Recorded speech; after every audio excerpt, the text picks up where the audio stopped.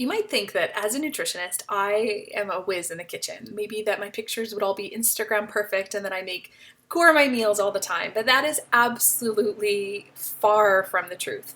Cooking is something that, yes, I do enjoy, but only when I really take a certain approach. If I had to, meal plan and weigh out my food or measure all the ingredients or really follow a recipe to the exact every time, it's not something I would enjoy sticking with and I wouldn't look forward to it. But I've come up with a few things that make it more enjoyable for me. Maybe not Instagram worthy, but something that I really like spending time doing. It's part of my routine, it's enjoyable with family, I get to try out new things, and it's worked for some of my clients as well. So I have a blog for you that gives some of these simple tips that maybe will make a little bit more fun for you in the kitchen as well. If you're not a person that tends to enjoy cooking, then maybe trying out some of my tips might help. So I'm going to share a couple of them here with you, but I'm going to pop the link to the blog where you can read these in more detail. I have a few more tips over there and you'll be able to spend a little bit of time finding how this can work better for you. So when you click over to the blog, there's also going to be some of the recipes I'm referring to, and you'll get some more freebies and resources that you can really dive in and get started. But let's go over these first couple tips because it can really make a big difference if you're just trying to get comfortable in the kitchen, or if you feel like every meal has to be perfect, then this might help. So the first one is just finding new recipes. When you feel like you're stuck in a routine or you're not really enjoying your meals or they're not healthy and you want to take things up a notch, then dive in and start doing some research to find some recipes that are going to feel good for you and feel good for your family. So I'm going to share with you on the blog some healthy breakfast recipes, easy and healthy lunch recipes, some just easy healthy recipes in general so that you can get started getting a little bit more creative in the kitchen. When you have new things to try and test out, it can make it a lot more fun. So getting a little bit of inspiration of things to try might just do the trick. So I'm going to share those with you on the blog. The second thing I want to talk about is grocery shopping. When you go to the grocery store, are you just buying the same old thing all the time? Or do you put little fun things into the cart thinking, I'd like to try this, or I might like to try that?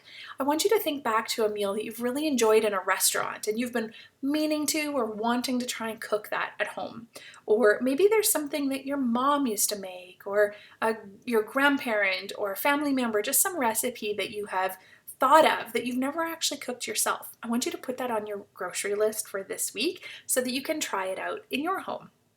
When I go to the grocery store, I often grab little treats that, maybe cost a little bit more. They're maybe not part of my normal shopping list, but it makes it a little bit more fun. Like when it's not in season, I'll grab a pineapple just because I love pineapple so much, or I'll grab a passion fruit or some kiwis. If you get stuck in even just the fruit rut of like apples and bananas or whatever it is you normally eat, grab something different that's a little bit fun. Maybe grab a watermelon even though it's not summer and you're having a picnic. Something at the grocery store that can make it more enjoyable, a new recipe you're going to try or a food that you love and you don't buy very often. I encourage you to do that. The next thing that I want to talk about is keeping it simple. Like I said, I am not a gourmet chef. My photos or my food are not all Instagram worthy, but keeping it simple is something that I really actually do value. I don't need all my foods to be fancy. I love my soup to just taste delicious and warm and comforting and feel really good, even if I don't put it in a beautiful bowl and garnish it perfectly and get the right light to get the right shot. That's not the goal here. The goal is to just keep it really simple, really healthy, really nourishing, and really, really yummy. So keep it simple. And I actually have a couple tips in the blog as to what specifically I mean when it says keep it simple. Like, don't go overboard on ingredients in each recipe, and making things in like one pot, for a whole dinner is absolutely possible. The next thing is, what about when you're actually cooking? So now you have your groceries, you have your recipe, you're home, you're ready to cook. How do you approach it? Do you cook with your partner or a kid or a friend? Do you pour yourself a glass of wine? Do you turn on some music? Or do you, try and listen to a podcast on your phone? What is it that you can do while you're cooking that makes it a little bit more enjoyable? Because cooking doesn't have to be, we have to do it every day, but it doesn't have to feel monotonous or routine or annoying or time consuming. It can be something we love. So what could you do to make it more enjoyable? Could you ask somebody to help you and just have someone in the kitchen with you? My husband loves to cook with me. Sometimes we take turns. He'll do a meal and I'll do a meal. Sometimes we cook together. And when we cook together, we do pour a glass of wine and just really enjoy each other's company, catch up on the day, and make our meal together.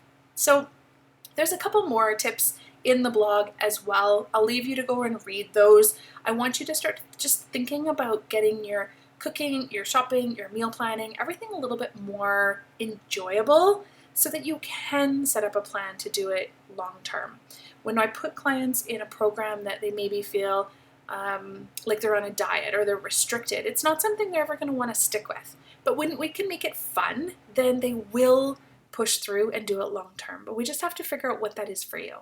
So dive into the blog. I cannot wait to hear what you think. At the bottom of the blog, there's a spot to leave comments. I would love to hear what you do to make cooking a little bit more fun, because what you do might inspire somebody else. So that's it for today. Head on over, read up, and I will see you over there.